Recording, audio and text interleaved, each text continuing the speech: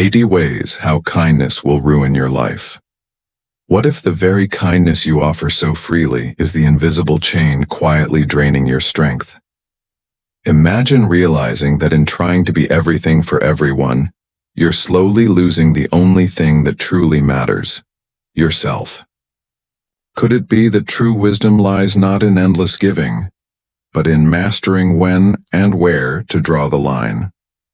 The age of the internet, where the world is at our fingertips, and kindness is often championed as the ultimate virtue, but have you ever paused to consider the potential pitfalls of too much kindness? I know it sounds absurd, doesn't it?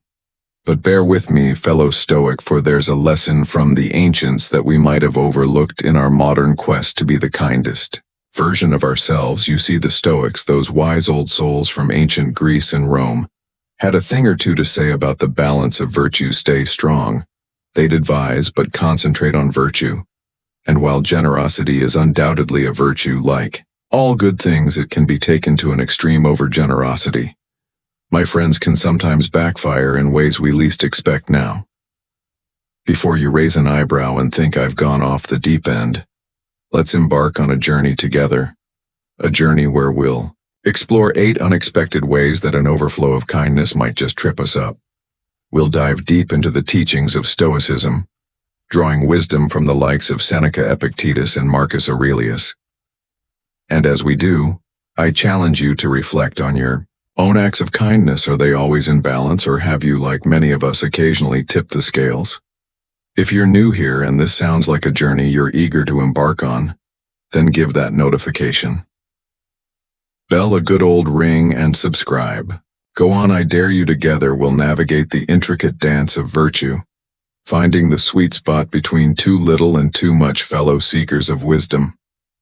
Stay with me as we dive into the unexpected pitfalls of overgenerosity, because sometimes the most profound lessons come from the most unexpected places. 1. Taking on too much. We've all been there, haven't we? You're at a friend's gathering and someone mentions they're moving house next weekend. Before you know it, your hand shoots up, I'll help. But deep down, you're already swamped with your own tasks. The Stoics believed in living in accordance with nature, which means understanding our own limits. Over committing isn't just about stretching yourself thin. It's about not being true to yourself. Imagine life as a teacup. Each commitment, each promise, is a drop of tea. Pour in too much and it overflows, making a mess. The Stoics would say, know the size of your cup. It's not about being unkind. It's about being kind to yourself first. Now, I'm not saying don't help your friend move, but maybe offer to help pack a few boxes instead of committing to the whole day. It's the little gestures that often mean the most, and they're much more manageable. Remember that time you promised to help at the school fair, attend a birthday party, and visit your grandma, all in one day? By the end of it, you were probably exhausted, irritable, and not very present in any of the activities. That's the weight of overcommitment. So next time, pause before you promise. Reflect on your own capacity. It's not selfish, it's sensible too, always trying to make everyone happy. The age-old desire to be liked by everyone. It's a trap many of us fall into. You say yes when you want to say no. Laugh at jokes you don't find funny and agree with opinions you don't share. But here's the thing. Stoicism teaches us that we can't control others' opinions. So why try? People-pleasing might seem like a form of kindness, but it's often more about our own insecurities. And let's be real, it's exhausting. You're constantly juggling masks, trying to be someone you're not. And for what temporary approval? I once knew a bloke named Tim, lovely guy, but he'd bend over backwards just to get a nod of approval. One day he wore a shirt he didn't like because a friend gifted it to him. He spent the entire day feeling uncomfortable, all for the sake of not wanting to upset his friend. But here's the kicker. His friend didn't even notice. The Stoics believed in authenticity. Be true to yourself, and the right people will gravitate towards you, and those who don't, well, you can't please everyone, can you? 3. Thinking you can change people. There's a saying, you can lead a horse to water, but you can't make it drink. Stoicism echoes this sentiment. We can't control others, only our reactions to them. Yet many of us with our big kind hearts try to fix people. We think our love, our advice, our kindness can change them. But often, it can't think of that friend who always dates the wrong people. You've given advice, listened to their heartbreaks, and even set them up with someone lovely, yet they fall into the same patterns. It's frustrating, isn't it? But here's the thing. Everyone is on their own journey. And while it's kind to offer a helping hand, we can't walk their path for them. The Stoics believed in focusing on our own actions and letting go of the need to control everything else. It's tough, especially when you care deeply. But sometimes the kindest thing you can do is step back and let people make their own choices, even if they're mistakes for letting others use you.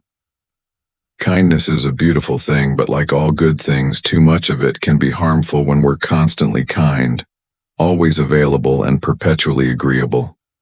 People might start taking it for granted. It's not always intentional, but it happens.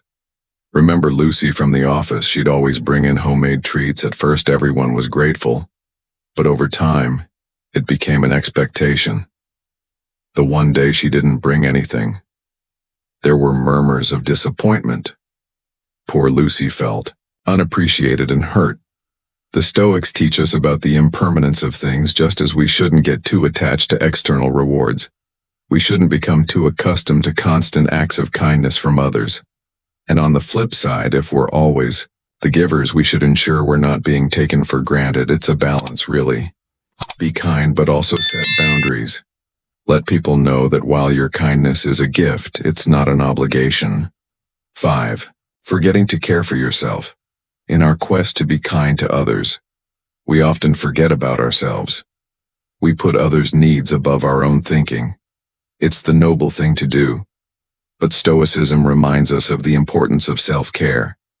If we neglect ourselves, how can we be of any use to others? Imagine you're a car. If you don't refuel, how can you drive others around? You'll end up broken down on the side of the road. It's the same with constantly prioritizing others. Eventually you'll burn out.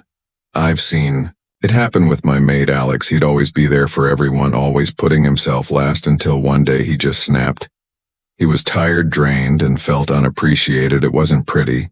So take time for yourself. It's not selfish. It's essential.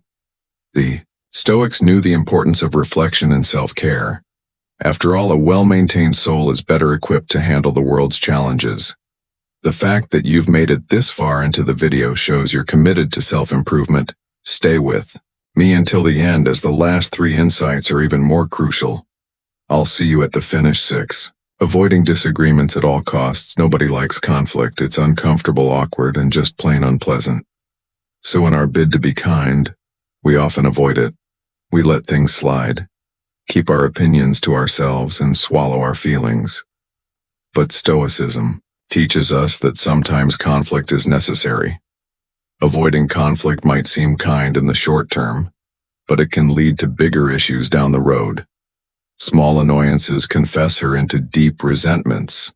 Unspoken feelings can lead to misunderstandings. Remember that time your flatmate kept leaving dirty dishes around? Instead of addressing it, you cleaned up after them, thinking it was the kind thing to do. But over time your annoyance grew, and one day you exploded over something trivial. The Stoics believed in facing challenges head-on. It's not about picking fights, but addressing issues before they become problems. It's kinder in the long run, both to yourself and to others.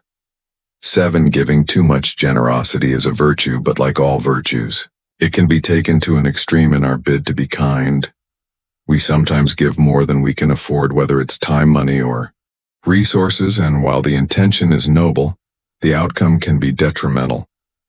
Think of it this way: if you keep draining your bank account to help others, eventually you'll go bankrupt, and then how can you help anyone? The Stoics believed in moderation. It's about finding the balance between giving and retaining. I once knew a woman, Sarah, who'd always lend money to friends she wanted to help, and it felt good.